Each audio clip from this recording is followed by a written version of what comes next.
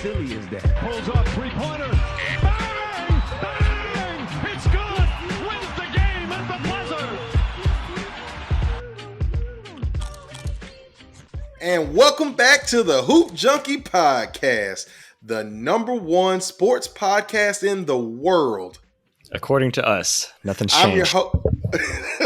I'm your host, Zach, and I'm joined as always by the We Back boy man himself, Chance Baker. How you doing, buddy?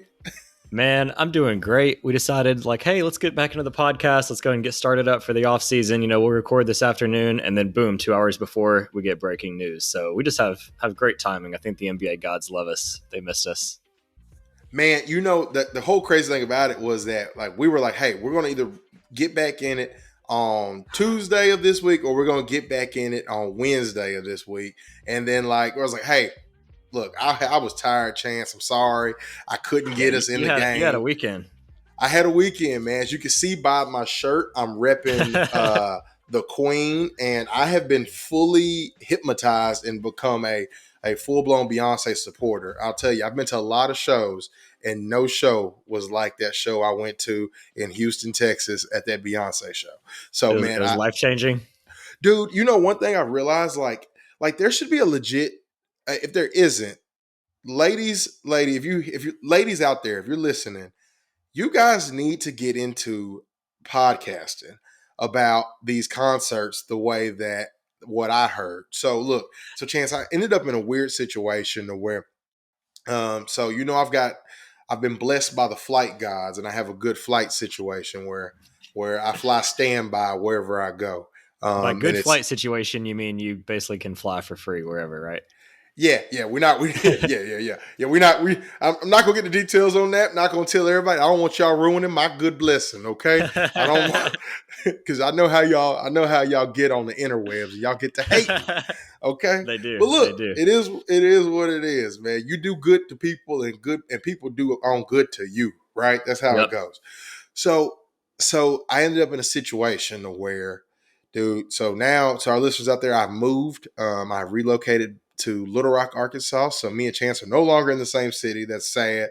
But Chance is holding it down for everybody in the M, and I'm holding it down for everybody here in the 501. That's how, but our pod is still going on. And so Chance, out of Little Rock, it's kind of similar to Memphis. You got to connect anywhere you want to go. And so I had a connecting flight, got into Dallas. It was cool. Stayed at my pop's house in Dallas, but then all the flights were booked. It was crazy. I had no chance of getting on any flight going to Houston. So then I called up my good friend, the Megabus. I hopped on a Megabus that ended up being like a 4-hour long bus ride from Dallas to Houston. And dude, I get on this bus. It was nothing but me and a couple of foreigners that may have been out like doing some tourist stuff, but then the rest was nothing but women that were going to this Beyonce concert. But that was a great ride. Oh, it was a great ride. And I tell you, dude, the way that they were talking about this Beyonce concert was equivalent to anything that you would hear from Stephen A. Smith at 9:00 on First Take. They were breaking it down. They were giving me all these pregame analysis, talking about the lineup, talking about which song she was going to do. Was Meg Thee Stallion going to come out? Which Meg did come out in Houston. She did? That was cool. Okay. That was so cool to see. They were talking about all these different scenarios. And I was just sitting there. I was like, you know what? It makes so much sense why most women don't get involved in sports the same way we do. And we listen to podcasts and we watch all the First Take clips and all the Undisputed. And we know about all the drama with Shannon Sharp and Skip Bayless and everything in between. Girls don't have that. What they have is they have Beyonce's, they have the Taylor Swifts of the world. They know all of this stuff. And then a prime example of this, Chance, is I know you saw Taylor at the Kansas City Chiefs game. Oh yeah. Yeah. Their worlds are starting to intertwine now. Yeah. And you saw what that has done for Travis Kelce. His jersey his sales. Social media numbers, his jersey sales are all skyrocketing now. Yeah. Dude, I'm telling you, the teams that find a way to tap into the Beehive and the whatever they call the Swifties. I'm sorry, Swifties.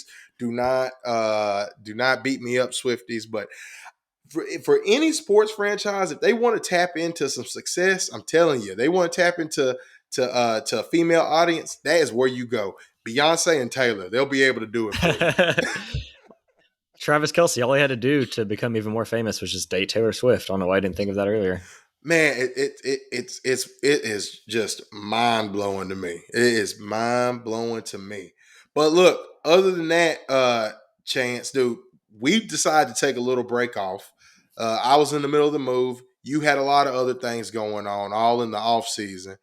But dude, it's kind of crazy because literally up until today, it's kind of been, we had a lot of off-season flurries, which we'll kind of get into. But then today, dude, we get hit with a bombshell announcement, a bombshell, a big Woj bomb. I don't know. I think Shams man got it actually first. So I But think Woj had it first because Shams, his initial tweet was it was like a 4-team trade where he was going to the Raptors, and then he like quickly changed it. So I think Woj actually had it first on this one. I don't know where the score oh, tracker's at for the year on off season moves, but Woj had this one. yeah, and dude, and this might well just very well be the biggest trade of the year, just because of the implications. So guys, so in case you guys live under a rock or just haven't seen it yet, Dame Time is moving to Milwaukee. So it's a 3-team trade that includes the Suns. Damian Lillard goes to Milwaukee. The Blazers, they get back Drew Holiday from Milwaukee. And then the Suns, they send DeAndre Ayton to the Blazers, along with Milwaukee sending the Blazers a 2028 and a 2030 first round pick, and then a 2029 Milwaukee pick swap. And then also there's some salary filler in there with Kamara. But then the Suns, they get back Yusuf Nurkic, Grayson Allen, Nasir Little, and Keon Johnson. So, Chance, whenever you saw this news, what was your immediate reaction? So it's funny. I was actually on a call for work and I got off and I saw your text. You're like Dame trade, and I knew like my phone kept blowing up, but like I didn't check it, and I looked. I had like, of course, I get like Woj Twitter notifications, Shams, like any NBA analyst that's relevant. So like I just had like a million Twitter notifications, and my first thing is, I think it makes sense for everybody, but I think the Blazers got a pretty good haul back. I mean, when you get Drew Holiday, who I assume they'll most likely flip to somewhere else. I've seen Yeah. Philly be a potential destination, where he started his career. I think that makes a lot of sense. At his point, I think he's basically said like he wants to retire at the end of his current deal. So he's a guy that could be, trying to get one last run. Obviously, the Blazers aren't really a place he's probably looking to end his career. I'm sure he'll want to go to a contender to try to get one last shot.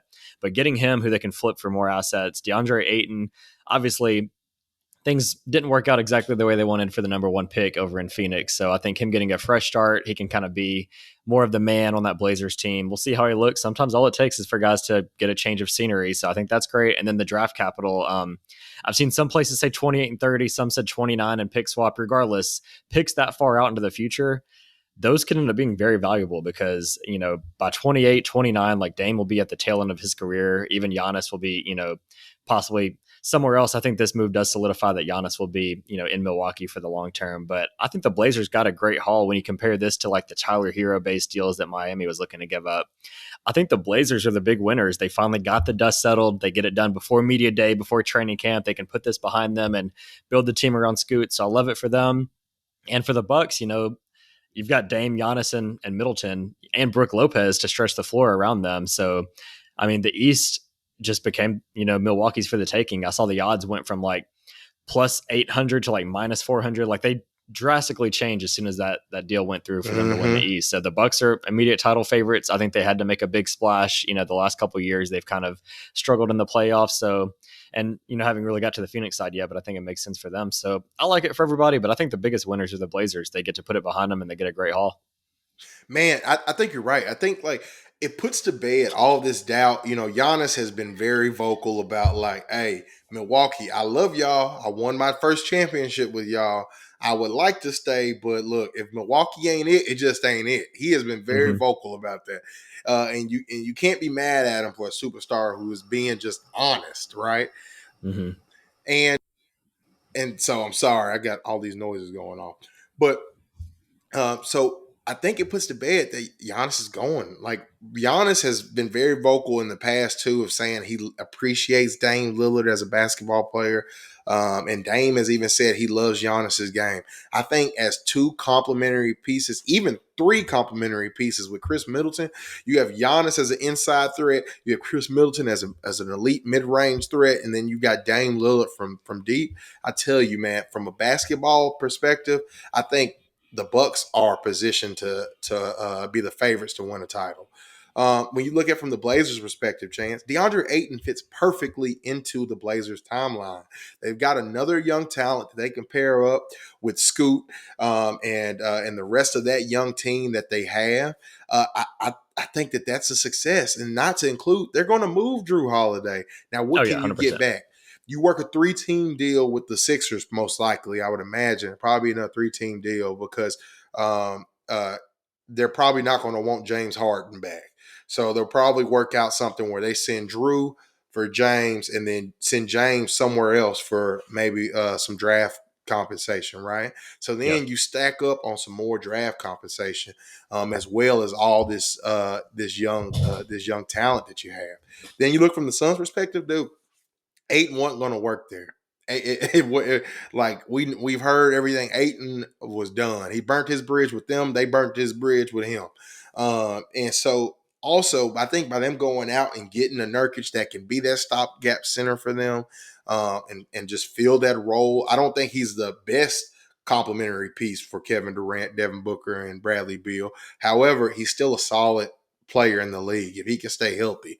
And then Grayson Allen and Nas Little, I think both of them just add to the depth piece that the Suns, have been all summer long. I think they've done a great job building that roster after blowing it up to get Bradley Beal there. But the one missing piece, Chance, is the Suns still need a point guard. I know that they're going to run Devin Booker and Bradley Beal at point guard, but I think from a long-term sustainability piece, if the Suns are somehow able throughout the season to go out and get a point guard, I think that might be something they want to invest their time in, because the truth of the matter is the season is long.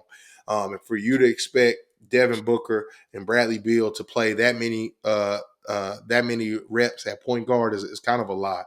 So I would not be surprised if I see another deal maybe after some of these players that they've signed in the offseason. Maybe after some of their contracts come eligible for trades, I wouldn't be surprised they package some of them up to maybe go after a veteran point guard or even just some type of journeyman point guard. Yeah, the Suns, it'll be an interesting experiment. I mean, building the team around, all these core superstars with no true, lead point guard, like you said, I think they'll roll the ball out and see what happens. And it'll be like men's league. Like whoever has the ball in their hands will just bring it up and run the offense. It might be Beal, that might be Booker, it might be KD a little bit. But yeah, I think they see what happens. Obviously, Booker's going to get a hamstring injury at some point. Beal will get an injury, like he'll turn an ankle. And at that point, depth will become a huge issue. And then it might be time to be like, okay, I do like the moves that they made. I think they got great value out of their signings. And I do agree with splitting the asset of Ayton and, get a little more depth, because that was really the last piece you could pull with Ayton, right? They didn't really have anything else that they could make a move to get anything back. So I'm really curious. They're one of the teams I'm most fascinated with to see how they look these first few weeks, if they have everybody healthy, and to see how that offense looks, because maybe they don't need a point guard. Maybe they just roll the ball down and see what happens. And, they've got 3 guys that can just go get a bucket at any point, and maybe that's all you need. But it'll be an interesting experiment for sure. Now, Chance, did you happen to see Jimmy Butler go to IG Live after this whole trade got done?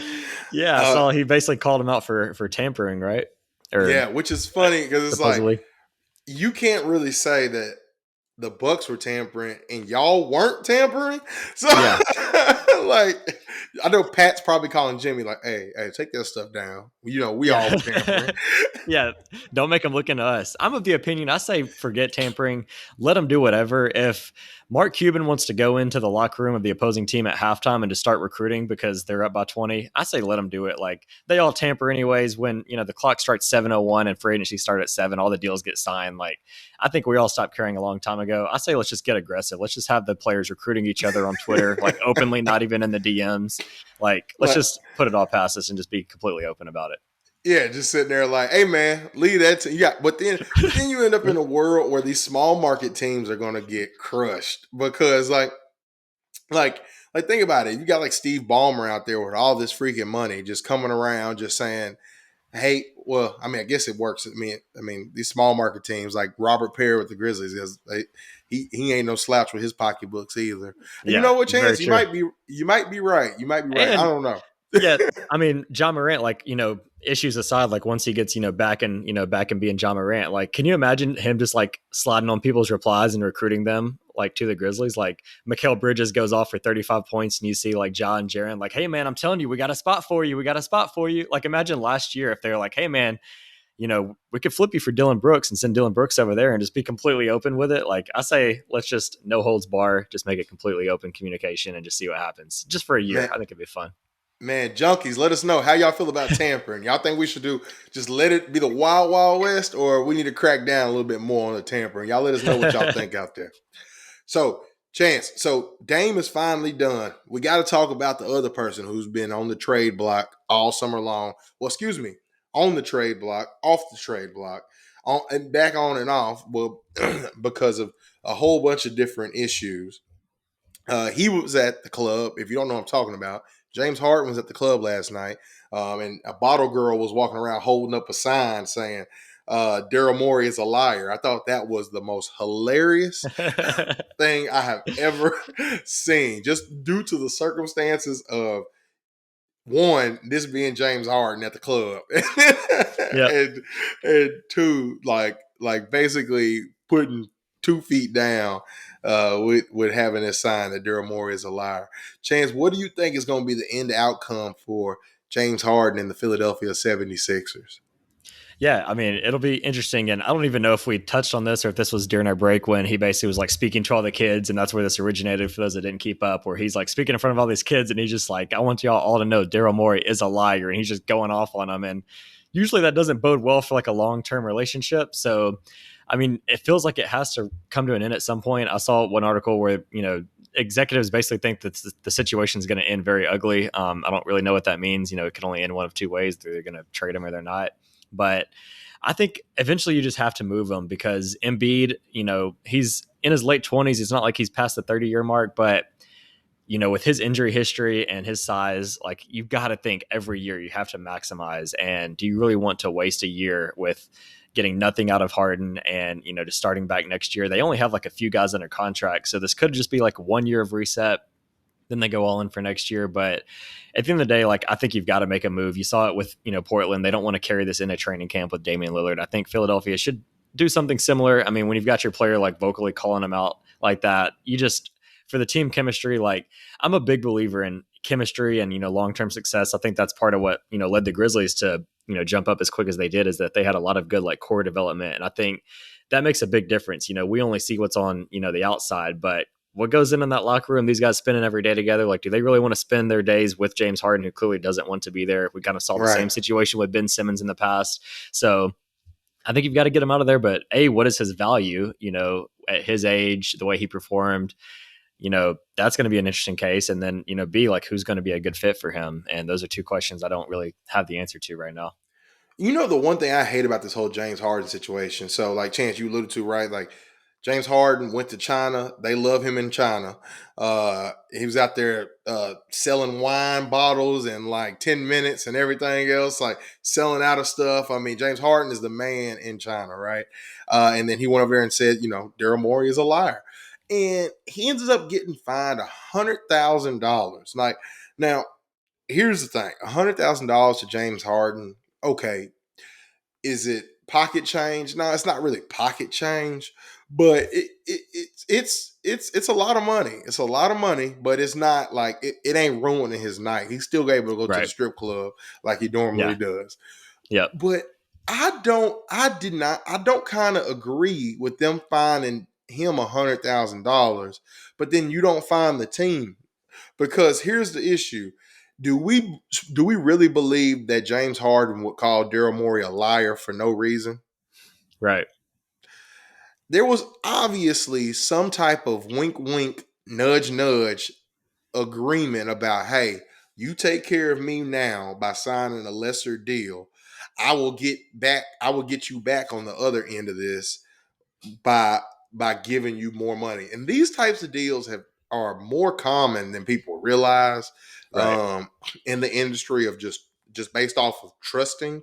I mean, like, you look at, I know, just because I know this situation offhand, I mean, just like with Dirk took a whole bunch of discounts to stay with the Mavs, just so that they could, go out and bring in other free agents and things of that sort, which is funny because they never really brought back anybody big.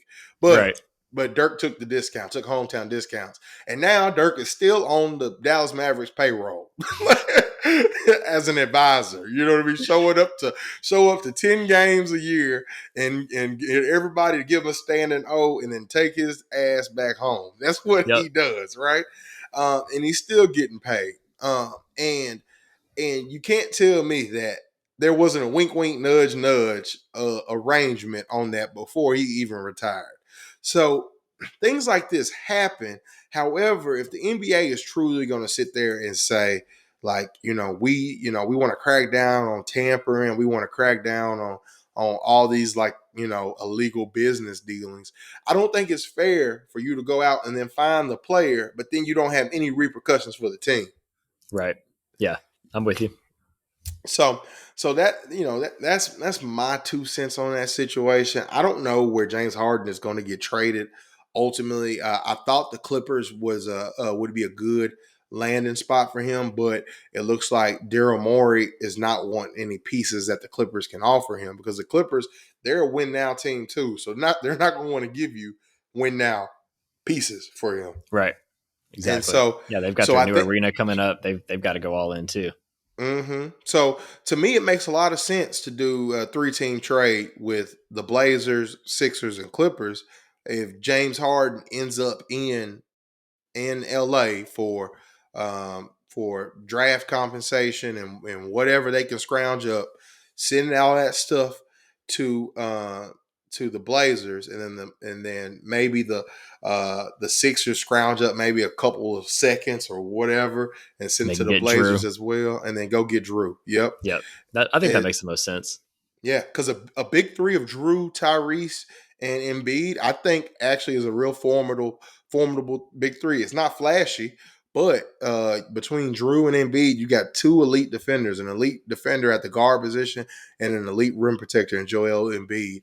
And then Tyrese Maxey can just flat out score the ball. So I I think like that combo.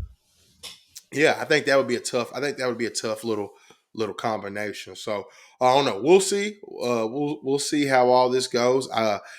There's one team that's been left out kind of on the side of all this is the Miami Heat. They lost Gabe Vincent this offseason.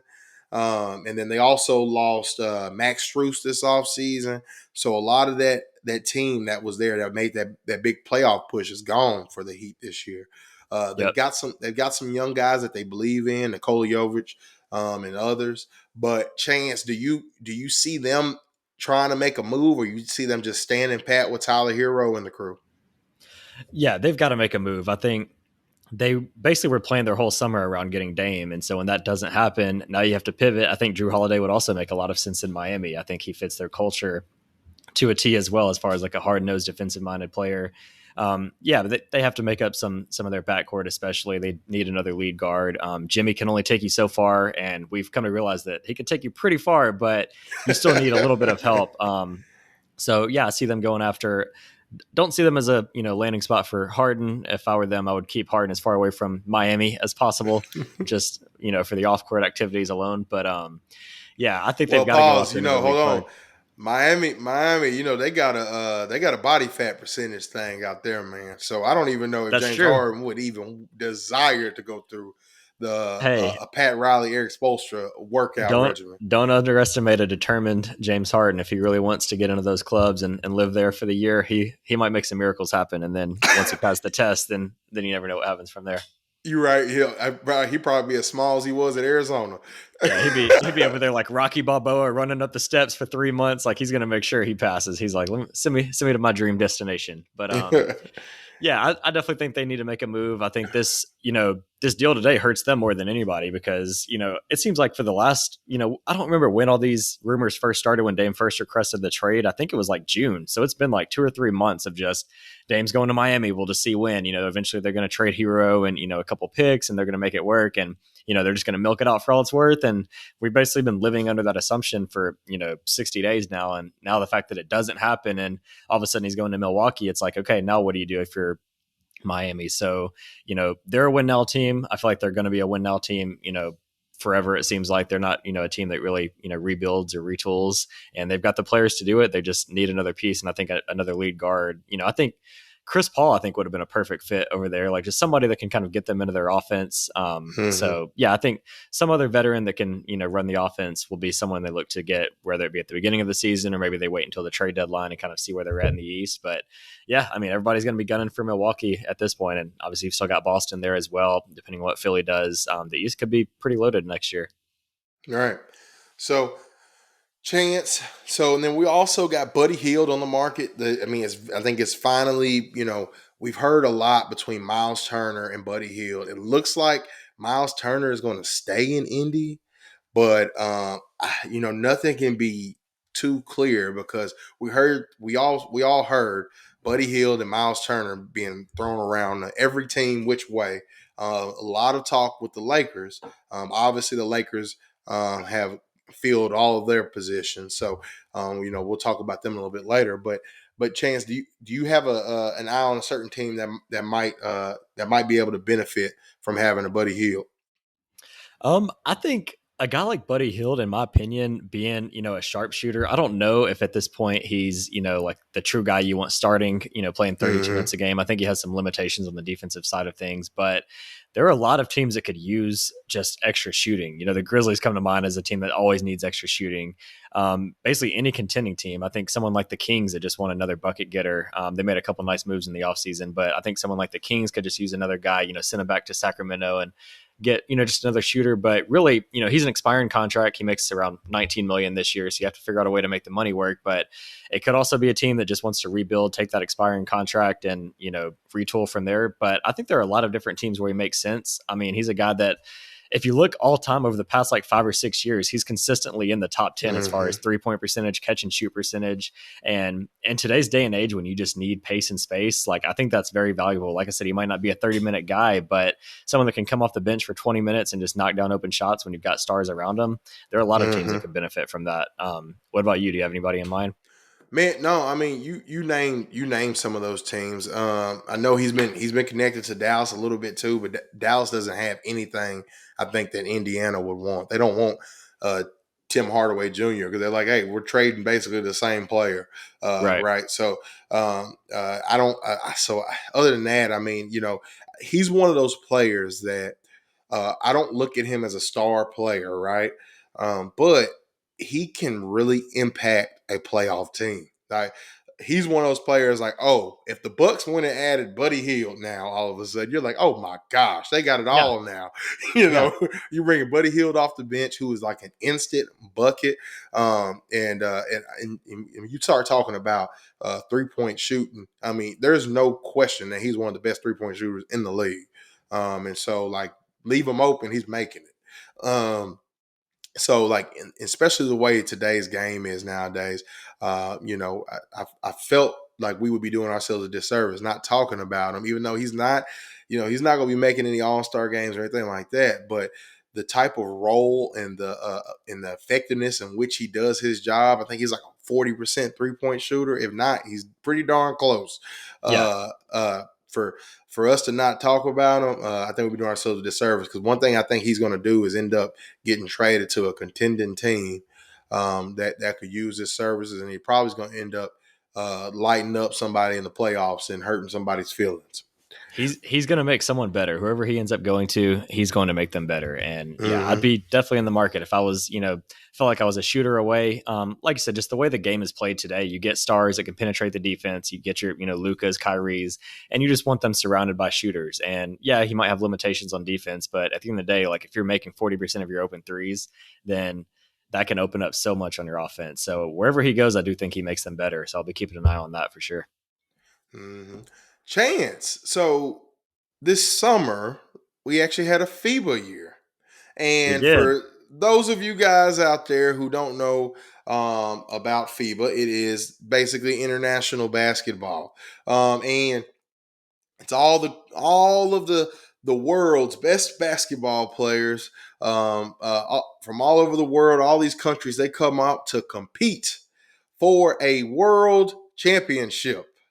And Chance, I know you heard a little bit of the news about Noah Lyles came out. The Olympian Noah Lyles came out. Track star said that he does not understand why NBA players say they are the world champions. Chance, I thought that was funny because he ended up getting a lot of clapbacks on. Well, you don't know what it means to be a world champion, I guess, or whatever the case may be. Well, I don't think people Yeah. said that, but people were saying like, "Shut up," because this is the world championship in the NBA because it's all the world's best players. But whenever there was an actual world championship, the team with the most NBA world best players on it actually finished fourth Yep. out of out of all the teams. Germany ended up winning the World Cup. Serbia came in second, then Canada at third, and then in fourth place outside of the medal round was the United States. Chance, what were some of your takeaways from overall the summer ball and the FIBA circuit? Yeah, I mean, first off, I really, really enjoyed watching the games. I mean, it was just good to have basketball on the TV just because, I just hate the summertime when in between, there's no NBA, no NFL. I'm not really a baseball guy. So it was great to just have basketball, get up at 7:30, make some Mm-hmm. cereal and watch the game. There's just nothing better. But as far as the takeaways, I think the first thing that stood out, Anthony Edwards looks like he's ready to take a step and be the man for Minnesota. I mean, this guy made his first All-Star team last year, and you could question some of his efficiency, some of his shot selection. I think that is all valid. He's still, learning how to be this guy, but this is someone who people didn't really know who was going to be the guy on this team because, yeah, it was, some of the best players in the NBA, but it wasn't, the best American players. You don't have Steph, KD, LeBron, Jason Tatum, even John Morant for, various reasons. They all sat this one out. Sounds like, LeBron is, going Superman and recruiting, the Avengers to get back for the Olympics. I Because love of course, it. the story has to be about LeBron the next morning after they lose. So that was kind of funny, but yeah, they're going to put together the super team for sure. But, these were all pretty much like up and coming guys, Anthony Edwards, Jalen Brunson, Jaren Jackson, and we weren't quite sure who was going to be the man. And from the beginning, Anthony Edwards really established himself as a guy that could get buckets, from all three phases. A lot of those guys, they were just not able to stay in front of him. So he's able to get to the rim at will, hitting clutch outside shots. He does have to, figure out like when to pick his spots, when to get other guys involved. You saw in I think it was the game against Germany when, they started, crackling under pressure. And once he had to kind of give it up, he missed Jaren on a couple of passes. And so like, he's got some work to do, but he is ready. Like he's got that mentality. He's ready to be the guy. On a negative aspect, as a Grizzlies fan, I was really excited because, Jaren, he's going to be the starting five, the big man locking down the paint. And we learned a little bit about Jaren. Him on Twitter. Yeah, they did. And, a lot of it is not his fault. Jaren is not a true center. A lot of Grizzlies fans and perhaps front office envision him as like a starting five, in the future. But, he's always been best when he's got like a Steven Adams or even a Brandon Clark who can, maybe not a true five, but someone that can rebound around the rim as well. Jaren is best off ball, kind of roaming, and he's never been, a great rebounder for his size. And they basically put him in a position where that's like all he was doing was, the only big on the floor. I think they should have, paired him with Walker Kessler, like another true big out there. And they never really did that. I think, some of the coaching and the roster construction, was definitely at fault too. But I mean, we also learned like Jaren's not ready to be that starting five, and we still don't know for sure about Steven Adams' health. But if he's not ready to go, the Grizzlies could be in trouble because reminder, Brandon Clark is out with the Achilles. So if Jaren is tasked with being, a 5 for 35, 36 minutes a game. It doesn't look like he's ready because he couldn't handle international players. He's definitely not going to be ready for NBA players. So that was another thing of note. Those are really the two biggest things for me. I'm curious to see, what kind of super team gets assembled for the Olympics. But Tyrese Halliburton was another one, man. I just love watching him play. He's I fun. know He's so we fun. both love Brunson, but I think Halliburton was a better fit for the starting lineup. Let Yeah. Brunson cook off the bench and be that, guy that can go get a bucket. But man, I am excited to watch the Pacers next year with Halliburton taking another leap. And one thing you notice is that in these, summer events like the World Cup, like guys really like improve their game. Like Edwards learns how to be the man. Jaren, even if it didn't go well, like he learns how to take on more responsibility. Halliburton, like he's never been in an environment like that before. And I'm curious to see how that affects guys going into the season because people get a lot better from, this type of competition. And I think that could translate into the season as well. But yeah, I love watching it. You got to think about it, man. They're getting in the summer, that's the best work you're going to get in the summer, going against the world's best players, right? You're not going to get that work with versus a cone in a 24-hour fitness or playing pickup games with a whole bunch of people. Like that is the most real live competitive basketball you're going to be able to play and get those reps, man. So like those guys that do that stuff, honestly, I think it's a great thing for your career. I know it's hard for them to do that every summer, which goes into my issue with how everything ends.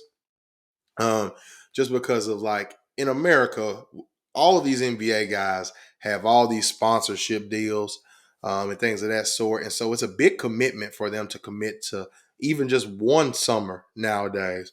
But the truth is with these international guys, they're playing every summer with their team. And so one thing is that they have on us is just the team camaraderie and the chemistry that these teams have is because that they're going to play every single summer with their team. Like they're not going to be taking this summer off to go work with Hakeem Olajuwon in a gym or or go to China on a world China trip tour or whatever. Like they're going to do this, and if they're going to go do a China tour, they're going to plan around that, right? And yes, we kind of talk about, okay, is that good for it? Is it burnout? It's probably not good at the end of the day. Maybe they should take some time off. But at the end of the day, that's what they're doing. And that's one thing with the U.S. The U.S. is just not doing. And another issue is too, these teams, they grow up playing together, the same teams. Right now with the U.S., there's so much talent that comes from the U.S. When you look at the NBA, a majority of the NBA are American athletes, right? And but what these other teams happen in Slovenia or Canada or Latvia, Serbia, all these guys are they come from these countries that are smaller countries, but these players, they grow up playing together the whole way. With us, it's just not the same. Our select teams, they constantly are changing. And then even our FIBA teams are changing. And then our Olympics teams, they always change. So it's always if we're not sending our legitimate best players, we're kind of doing ourselves a disservice in any of these. Yeah, agreed for sure. And you can tell, in some of these other matchups when teams are clearly not nearly as talented, but they're moving the ball, they're swinging it, they're rotating correctly on defense. And little things like that matter a lot when you get to this level of competition because talent can only take you so far. And you see team even like Canada, as you mentioned, they really impressed me. That was a team that I don't know what the, pre-tournament odds were, but I don't think they were, one of the favorites, and they made a huge run. Shea Gilgeous-Alexander looks like he's just continuing to take another leap to be a, borderline top 10 player in the league. And how about Dylan Brooks lighting up USA for 36 points? And you heard about it. Yeah, you definitely heard about it. If he finds his jump shot, that's a guy that I'm really curious to see because you see, basketball is such a mental game. Me and you have both played, in the past, competitively. And if you're down on yourself and you're not playing confidently, that can affect you in so many different ways. And I think we really saw that with Dylan Brooks over the past year. And he definitely had some of that confidence back, in the FIBA World Cup. And I'm curious to see if that translates to Houston as well, because that could be fun to watch. Man, hear me out, man. I don't think Houston's going to be as bad as everybody's thinking they're going to be. They That's could have my like a Utah Jazz type season where they start out, hotter than expected for sure. yeah. They've got talent. That's my hot take. I don't think they're going to be as bad. Excuse me. I'm not saying they're going to make the playoffs. I'm not saying any of that crazy stuff, but I do think that they are going to mess around and beat a lot of teams. Yeah. And people are going to be like, doggone, I lost to Houston. I checked that off as a W. Yep. And then you'll find out that like Houston ends up finishing like 12th or 11th in the West or something like that. I would not be surprised if Yeah. I that mean, with happens, if they Udoka, finish. yeah, with Yeah. Udoka at the helm, I think we could see some big improvements for sure. They're a team to keep Mm-hmm. an eye on. I'm really fascinated to see how they look. That's a team that with the Thompson rookie, with Fred VanVleet coming in, Mm-hmm. and then of course Dylan Brooks. Like I really want to see how they look. They're going to fly up and down the court. Mm-hmm. Um, yeah, I'm really curious about that one. Yeah, I mean, because and they're going to commit to defense too. So like Yeah, Fred, something we haven't seen from them in a while. Fred is undersized, but he's a defender. Mm-hmm. And then Brooks, you know what he's going to give you. Then you got Jalen Green, and you have. I think he's going to bode well with a coach like Udoka that's going to push him. So, Yeah, dude, Jabari Smith looked great in the summer league as well. He's another guy that could take a huge leap. Alfred Sengun, I think he's ready. You saw what he did with Turkey this summer. I'm just saying that's my hot take, and y'all could beat me up, junkies. Y'all let me know how y'all feel about that. But I think the Houston Rockets are destined for improvements. So, I like it. Chance, we kind of talked a little bit about some of these offseason moves. Which teams impressed you the most this offseason? Honestly, the first team that comes to mind, being with what they had to work with, actually was the Suns. I think the small moves that they made, obviously getting KD along the way was great, but just kind of going through and looking at their value contracts, getting Eric Gordon on the minimum, getting Josh Okogie, Damian Lee, Yuta Watanabe, like all these guys that can just play 18 to 20 minutes, because there was a time when they had like 4 guys on their roster and it seemed like that's all they really had. They had these superstars and you're like, okay, how are they going to fill out a competitive team? And I do think they were sneaky good at building out a lot of good values around them. And then, this move as a few hours ago, getting, flipping Ayton, getting Nurkic, who I think can give you most of what Ayton was doing, on the offensive end, especially getting another shooter in Grayson Allen, who I think could actually be sneaky good for them too, because he's going to get wide open looks, playing with them. So Phoenix was one team that actually really liked their offseason, especially even more lately with the moves that they've made. And then another one was the Lakers, for the sole reason that they get the bargain deal on Austin Reeves. He's another guy who I did not mention him, in the FIBA World Cup, but he was extremely impressive the way he played. I mean, he looked like one of the best players on the court. And I think, he's talk about a guy that just, is playing with confidence, wasn't, a superstar recruit growing up, but, now that he's figured out his role, them getting him on a value deal, Christian Wood, who I think is obviously going to be a superstar, right? Like that's a great signing as well.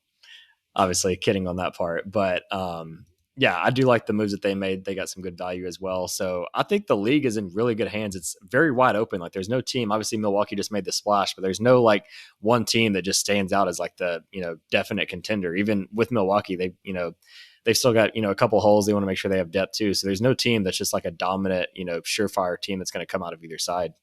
Right. I mean, I loved both of those teams. I really love the Lakers moves, Chance. I think, like, I know we joke about Christian Wood, but Christian Wood as a 10th man Yeah. situation, like, look, we bring him in, and then I think LeBron has been a proven leader of men. So I think that like him being in that aura and being in that locker room, I think Christian Wood's going to bode really well, because like no one has ever denied Christian Wood's ability to score the basketball. He's one of the best in the league to do it at his size, at his frame. But the issue has always been, what does he look like on defense? Is he slacking off, things of that sort? That Lakers team has a lot of defense they could put around him whenever on with some of their bench lineups. Also love the Gabe Vincent addition too at point guard, just because point guard was a negative spot for the Lakers last year. A lot of times with D'Angelo Russell, right? They even had to bench him at times. And so now you got Gabe Vincent and D'Lo, where you could literally, hey, which one's doing it for me? If D'Lo's hot, man, if D'Lo gets to cooking, we all have seen it. It's ice Oh in yeah. my veins, right? Yep. But if he's not cooking, hey, we're gonna go to Gabe because we know Gabe is gonna hold defense and hit an open shot, yeah, Yeah. and do what needs. I'd be shocked if D'Lo is still there after the deadline. I think they wait till he has one of his hot streaks and they flip him off, to someone else. But he does have his moments where he can go out and get you a bucket. So curious to see what happens there. But yeah, I don't see him being there long term because of the Gabe Vincent signing and because Austin Reeves has taken another leap. But they've got the Mm-hmm. assets to play with is the key. Where do you remember this time last year, or maybe like a couple weeks into the season when they were just dead in the water? With Yep. Westbrook, they had nothing going for him. And if you look at like teams' trajectory over the past, half a season from where they were starting out the year to where they are now as like a potential, top 3 team in the West, like unanimously, you've got to give a lot of credit to their front office. They really turn things around. I don't know if that means listening to LeBron more or maybe not listening to LeBron as much. Only Mm-hmm. they can tell for sure. But they, as far as body of work over the past year, they've really dug themselves out of a hole, and now they should be a contender easily. Man, so some other moves I like, man. People we haven't talked about because I mean, at this point, the Bucks won the offseason, in my opinion. But Yeah. but I like. I love what your hometown team did, Chance. I love the addition of Marcus Smart. I think one thing this, you know, I don't think we're going to see the rewards of that until we get Ja back, we get Hmm. Steven Adams back. I don't think we'll see any of that until that full team comes together. But I did like some of the moves they made. I love, in hindsight, I mean, as long as Porzingis can play, I understand why the Celtics took that chance. Right, Oh yeah, for going sure. ahead and add in Porzingis because it does give you something, a different matchup. The one thing that they'll need like Peyton Pritchard and some of those guys to step up, as ball handlers because that, as of last year, I think that was the big weakness with the Celtics was that when Jason Tatum and Jaylen Brown were the sole players responsible for ball distribution, that's kind of when things got a little stagnant and stuck. Yep. But overall, I do like the moves that they made. Another team I liked, of the moves that they made this offseason. I like some of the work the Pistons did this offseason on what they draft. They drafted one of the Thompson twins. I mean, and then they brought in Joe Harris and Monty Morris. I like that. Um, and then there was another team that I had on my list. Hold on, let me find it. Uh, I could also say the Spurs for the sole reason as getting Wemby. Like, I think that's oh, a great yeah. offseason in by itself. So, to fill time, I'll go ahead and say the Spurs. I'm really curious. Can't wait to see how he looks, that first week of the season, for sure on them. They're a big winner just for that alone. Um, Yeah, and I still don't have that team, but the Spurs definitely are a winner. Oh, another team, dude. This is kind of a wild card, but dude, I really like what the Pelicans did. They ain't really done much, but what's going to happen is, have you seen the work Zion has been putting in the gym, and he looks committed to coming in shape 100% this season. I really like the Pales going into this season. I mean, they didn't do much, but the thing is, with the team that they have, the main thing is, can Zion stay healthy? And it looks like he's taking that stuff serious.